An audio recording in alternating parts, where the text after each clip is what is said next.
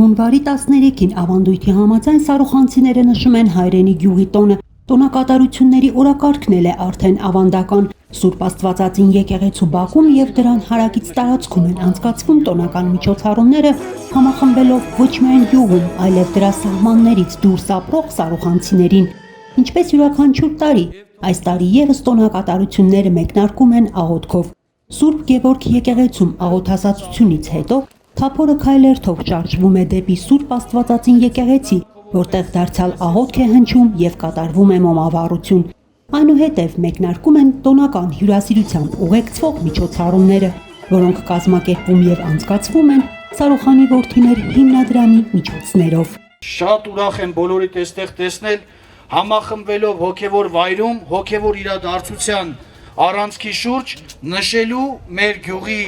տոնը, մեր եկեղեցու ոցման 3-րդ տարեդարձը, Հիսուս Քրիստոսի անվանակոչության օրը եւ հին տոմարով նաեւ նոր տարին։ Տոնը ամենքիս է, բոլորիս մաղթում եմ բարձր տրամադրություն, բոլորիս ընտանիքներին Աստծո օրհնությունը, օգնականությունը, սեր ու խաղաղություն։